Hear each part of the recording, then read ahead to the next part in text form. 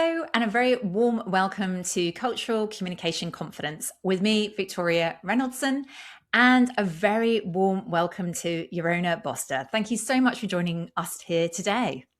Oh, it is such a pleasure to be here. Thank you for Excellent. having me. Well, I'm really, really pleased that you're here because I know one of the areas that you're really focused on is around storytelling. And I Yes. get asked questions about this, how to become more of an engaging speaker, a more compelling speaker. But where does storytelling fit in all of this? Storytelling is really interesting because it's so uniquely personal. It's personal to the individual who's experienced it, and yet it's the universal way in which we communicate and connect as human beings. In my field, coming from that field of human development and psychology, there's such a vast amount of knowledge that we have out there that humans always connect first through that human to human engagement. Not the, I have information, you want information, let me give you the information, but rather, I experienced this thing. Oh, did you experience this too? No?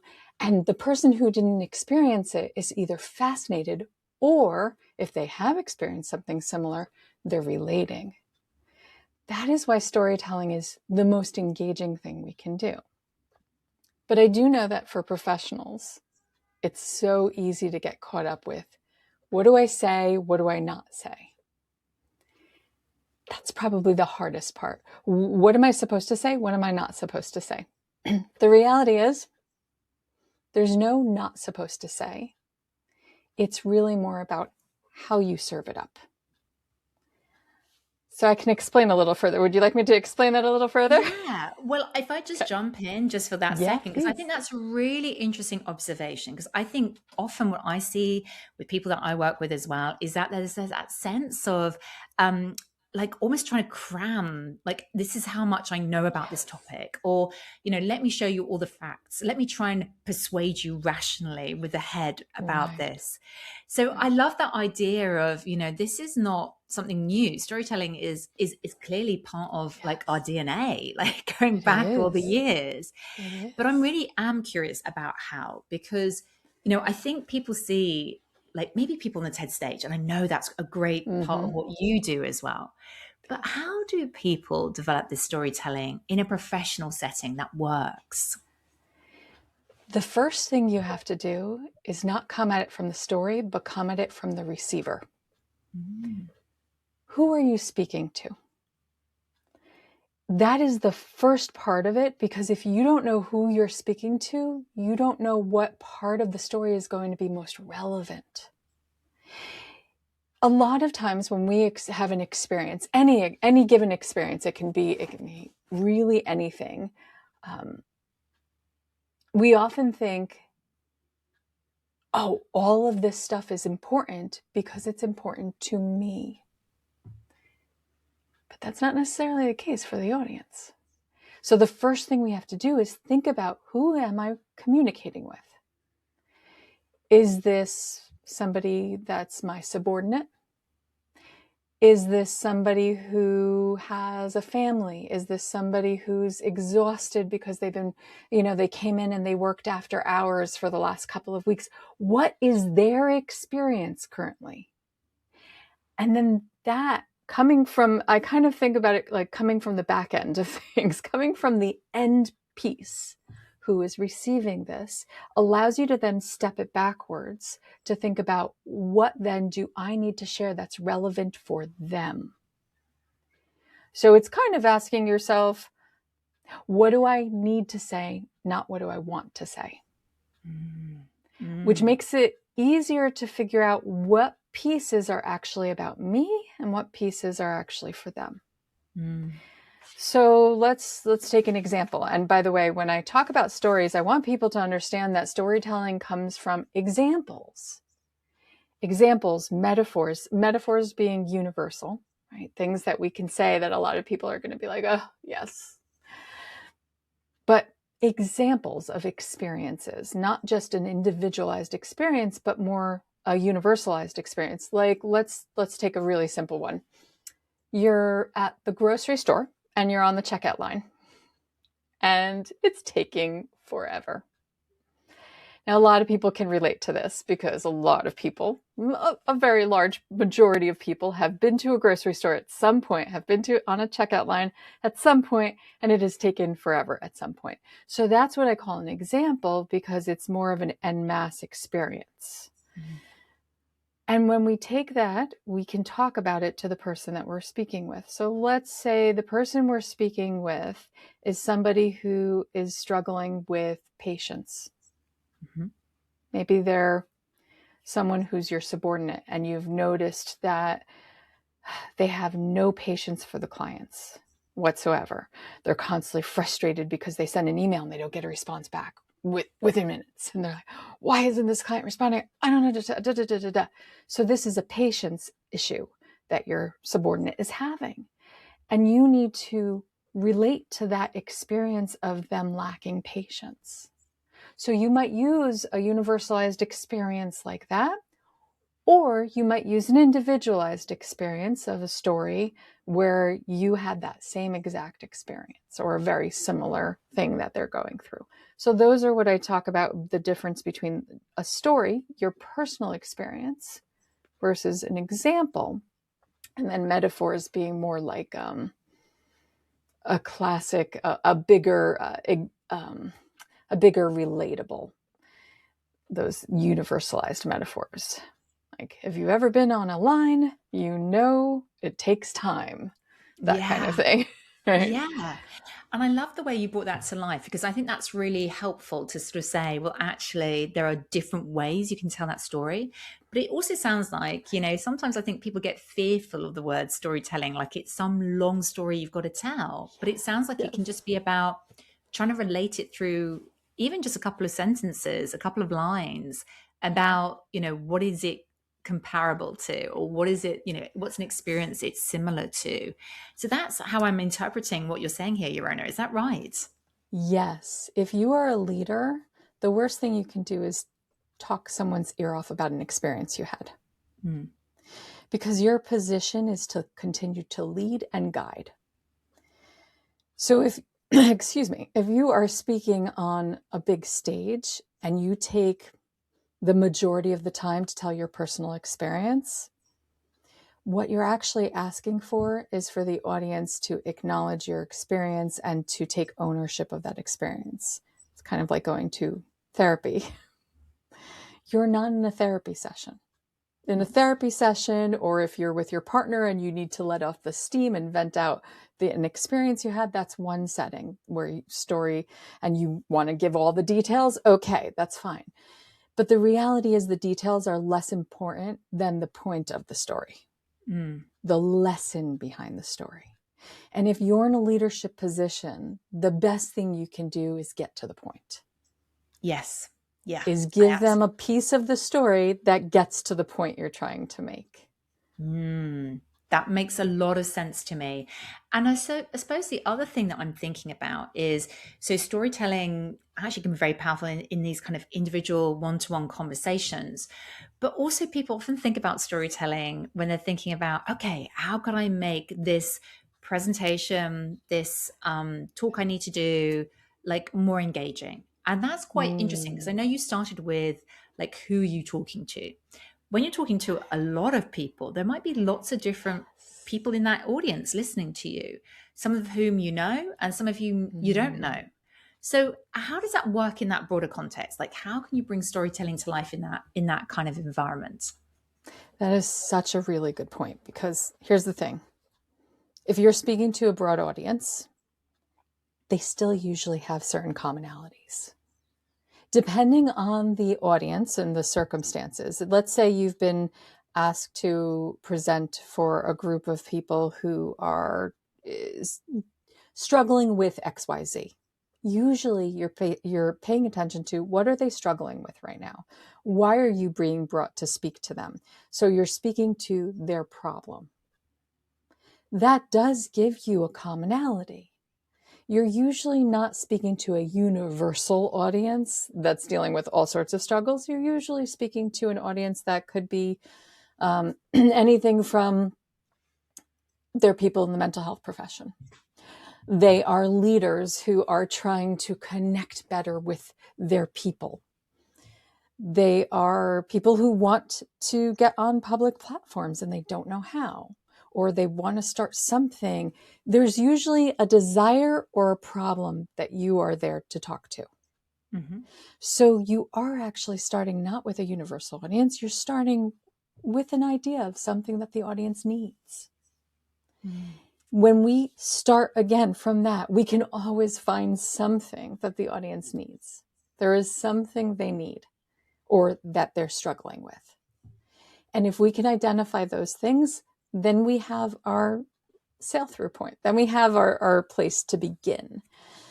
Now, one thing that I love, and you made me think of this before, is engaging with an audience's curiosity is one of the best ways to begin anything, because it'll have them leaning in. As human beings, our nature is curiosity. Our nature is exploratory. We are mobile creatures for a reason. And from birth, what is the first thing we do? We immediately start to explore our environment. First through our senses when we're unable to roll around. The first thing we do is engage our senses with our environment. The next thing we do is start to touch our environment and start to crawl because I want to explore this thing. So by nature, our instinct is exploratory, which means curiosity is the best way to start an engagement. Mm. And when we hit with curiosity first, it also takes the pressure off of people. I've worked with many, many folks who they want to shock people first. But the thing about shock is that sometimes you're going to immediately allow your audience to dissociate from what you're talking about. Yes, there is something to be said for the human nature of saying, whoa, I can't believe that happened to that person. And here's really what's really interesting about shock. Shock comes from our survival instinct. If we shock people with an experience we had, there's this piece in their brain that goes, oh, thank God that didn't happen to me. Mm. Oh, wow. It's one of the reasons why we rubberneck on highways and things, because there's a part of that, the human brain that goes, not me. I'm still here. I'm intact. So shock actually comes from that place. So, but the thing about shock is that you're less likely to engage, to bring their walls down. So curiosity or humor even is a great place to start from, because it allows people to lean in and not go, whoo. I love that differentiation, like between like how you open and, you know, different techniques to do this. Yeah. I'm really fascinated to learn more about curiosity techniques. When you say that, what do you mean? Like, what kind of techniques would you use if you were, let's say, in your team or to a sort of another set of teams doing a presentation? What kind of things could you do to spark that curiosity and engagement? Love that. Questions are wonderful. Factoidal questions. So you know how we have those like books, and they're everywhere, of like, did you know? Or books about curious facts. It's because people are like, wow, I had no idea about that. So one of the first things I'll do is usually ask a question that goes, no, really? Where people are like, I didn't know that. Or somebody might say to themselves, yeah, I knew that. That's such a curious fact. So I did a talk a little while back, and I asked a question, did you know that crutches were first invented in ancient Egypt over 5,000 years ago? Wow. And it's Okay. like, oh, I know, I had no idea. And if obviously you want it to be something that's relevant to the thing that you're going to be talking about, but the reality is that whatever it is you bring in, you have to be curious about it too. You have to be curious first. If you're not curious about it and you're throwing it out there, and I'm going to broaden this in a second, but if you're not interested, and you're using it as a tool because you've been told it's a tool, you're not going to engage your audience. The reality is that you have to come in with your most authentic, what resonates most authentically with you, and you have to tie it in with what's going to resonate most authentically with your audience. I'm really pleased you said that, actually, because I think you're right. There is something here which is, yes, I mean, you can learn all the communication tools underneath the sun, but if it's not authentic and you're not in the way you're delivering it and how it, how you come across, then that's not positive, right? You've got to kind of really believe this is true to what you're trying to say. Now, you talked about curiosity. I can totally see that, asking a did you know question, getting people thinking. You talked about humor as a technique, and I'm really curious about that because humor, I've got some different views on humor, and I can't quite work out sometimes whether it's positive, of course, if it unites, but then sometimes humor doesn't always work. Like, what have you found in your experiences, Yarona, and how you help your clients? So where humor is, I'm not talking about being a comedian. I am a terrible joke teller. I will bash a joke. I just cannot do it. But humor is more about what is amusing. What amuses you? What makes you chuckle? And bring that in to lighten the load, to allow people to see the humor in what it is that you're actually talking about. Mm-hmm. So I want to give you an example here, and my mind is blanking on what a great example would be. I have one example, but it's not, you know what? I'm going to use it. I'm going to use this. Okay. So my father found a lot of humor in gallows humor. Mm-hmm. Gallows humor is like the dark side of humor. And when he was dying, I knew that he would want to be a part of figuring out what would go on his headstone. So I walked into the facility where he was at before I was bringing him home to care for him myself. And I said to him, all right, we got to talk about what's going on your headstone. And he's like, okay. I don't want any of this forever in our hearts crap. I want something that will make people stop and go, huh. I want something unique, something people will remember. And so we started throwing all sorts of things together. I mean, we were cracking ourselves up, like a man who couldn't shut up, like all this sort of stuff that was just really humorous for us. So when I say humor, again, it needs to be relatable to the people that you're speaking with, right? It can't just be something, because I find that funny. I find that experience with my father funny because I found humor in it, because he was just kind of going for it and we were just all over the place. But a lot of people would be like, oh, that's so uncomfortable. Oh, that's not good for me. I'm not comfortable with that. Why would you make death something humorous, But I have found the humor in death. And so when I'm speaking to audiences where I'm talking about loss and death, I'll help guide them there.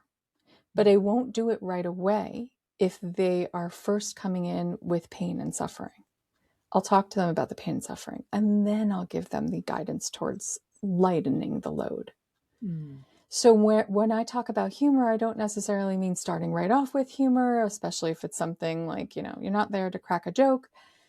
It's more humor that can be filtered throughout any given conversation, talk, communication, that allows people to have a moment of brevity, where they don't feel like everything that you're talking about holds heavy weight. And here's the reason why. Humans can't hold a whole lot of heaviness. The burden of like, this is important.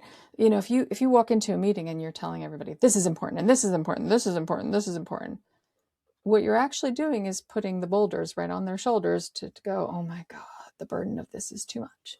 So bringing a little bit of brevity, a little bit of lightness, a little bit of humor in, giving them moments of respite, gives them the ability to carry the load that you just unloaded on them. Yeah. I really, yeah, thank you for this, your perspective on that. And I think it, for me, it's really fascinating. How does humor work? How does it work? Even in difficult moments, as you talked about, even, humor in death. Yeah. And so thank you so much for sharing that. And I can imagine that's a very personal thing, like for people to really make that judgment about what works for the audience, what doesn't, how that could work with their personal style as well. I'm also, just moving on from humor, really curious about what happens at the end of when somebody's giving a presentation or a talk in a business environment, in a corporate environment. Because Yes. what I often see is people go, and that's it, or that's what I've got to say. Particularly for people who are perhaps less experienced. But I'm just really interested, again, if there are any particular techniques that you see are really effective for Yeah. wrapping and closing. That's more than um, just acknowledging, saying thank you, or, coming to the end. Like what particularly Yes. works that you can share with our listeners? Okay, I love this part because there's a theory, there's a metaphor, a wonderful metaphor. You have to land the plane. Mm. And landing the plane doesn't mean you go from 3,000 feet in the air to going boom onto the ground. Sorry, that was really loud. We don't do that, right? We come in and we guide it in, and then when we stop, we have to stop.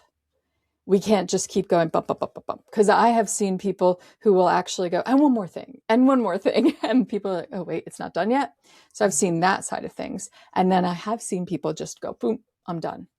So landing the plane requires giving them a conclusion, concluding what this will mean for your people. And then one of my favorite things to do is give them a vision. Give them a vision of what they could see as a result of doing these things. So let's say you're holding a really high corporate level meeting, and you're talking about all these changes that are going to be implemented. That's scary. We humans do not like change. I think it's really ironic because change is the only inevitable part of life, but we don't like it because we don't know whether we'll survive it or not. So let's say you're holding a meeting and there's tons of change that you're talking about implementing. It's not okay, let's go. It's here's all this change I just gave you guys. I know this is going to be hard. I know this is going to require a lot of change, a lot of discomfort, a lot of diving into things we don't yet know, a lot of things that might make us uncomfortable. So number one, I want to make sure that you guys feel supported along the whole way. So you're going to tell them what they can expect from you at the end. And then you're going to tell them what you envision as a result of all these things. Mm. If you can help guide them to see the possibilities of what could come, you're leaving them with one of the best things possible: hope. Mm. And having a vision that you give people with hope really incentivizes them to actually want to implement the changes. Mm. I can totally see that. And I think that is very powerful because it's about then people leaving on a high, taking away that sense of, okay, this is what I need to do. And also, this is really important. There is a really important outcome to this. It matters. Absolutely. Fantastic. I really, really Absolutely. love that. Great. Yeah. And so, Yorona, like, how do you help speakers, like within the corporate space? Like, what are the sort of challenges or questions come up, Mm. beyond what we've talked about here today? I'm just curious. It's interesting. A lot of leaders believe that they need to be 100% sure and certain, and that they need to show that surety and certainty with their people. So, one of the things I help leaders do is break down that burden. Because a lot of leaders think, I need to be absolutely sure of this thing before I can implement that thing. And the reality is, you don't have enough foresight to know if you're 100% sure. So, one of the things I do with leaders is help them own their unknowing, own the fact that they may make mistakes along the way, own the fact that they are not going to be 100% sure, but own that unsurety with certainty. Hmm. so that the people they're supporting feel seen, guided, and secure with the unknowing. There's a famous saying, and when it comes to, and this is a parenting thing, but I think this is very true for leaders and their subordinates, which is we prepare the child for the road, not the road for the child. As leaders, we think we need to pave out the entire road so that then our people can come along and walk it smoothly. The reality is we don't know what's around the corner. So we prepare our people for the bumps that are coming. And it is so much better when we can make them feel supported, seen, and secure in the unknown. They can get through anything. If a crisis is happening, they can say, okay, all right, this is a crisis. What are we going to do? Okay, let's buckle in and let's do this. I really, really like that idea of being secure in your uncertainty, being sure in it. And I think that's a really powerful way of thinking about it. I mean, if there's one thing that you'd love listeners to take away from today's conversation, what would it be, Yarona? Like one thing that you really want them to remember from this conversation? One thing I see for a lot of leaders is getting caught in the perfectionist trap. And the perfectionist trap is all about, I need to do this perfectly, or I am not worthy of doing this thing. I see that all the time for leaders. And it's crippling. The reality is it's crippling because it leaves you with a lot more limitations because it carves out this very narrow path you allow yourself to take. What I would love for people to do is open up the doors to get a little messy and to get curious and exploratory with that mess the way you would as a child. When you were a child, you explored mess without problem. Although a lot of times perfectionists come from a place where they weren't allowed to. So I'm going to do this. I'm going to tell everybody this. Open the door to messiness. Open the door to curiosity. Open the door to exploration. Because when you do, so many other doors open up for you. Your box that the perfectionist trap gets set in explodes with possibility, and you become a leader that's not just able to handle crises better, but that's able to see more potential solutions better when you don't narrow that window through the perfectionist trap. So that is the thing that I would love for leaders to learn. Brilliant. What a fantastic end to today's episode. And thank you so much, Yarona, for sharing your insights, your wisdom into storytelling, into opening impactfully, closing sort of talks impactfully, but also some of those real leadership lessons that you have seen with the people that you've been working with. Thank you so much for being here. If people want to learn more about you, your work, what you do, how you can support them, what are the best places for them to connect with you? Oh, absolutely. You can go to my website, yaronaboster.com. You can connect with me on LinkedIn. I love when people reach out on LinkedIn because that's my primary place where I can really just talk with everybody and get an opportunity to discuss what you're looking for, what your needs are, and then we can have a little conversation. My favorite part is to have conversation with anybody, anytime, anywhere. Fantastic. Well, we'll put all the links in the show notes. But yeah, do connect with Yarona to continue the conversation. Yarona, thank you so much for joining me here today. Absolute pleasure to have you on the show. Thank you, Victoria. It was lovely, lovely to be here. Thank you. Fantastic. Look forward to seeing everybody next time.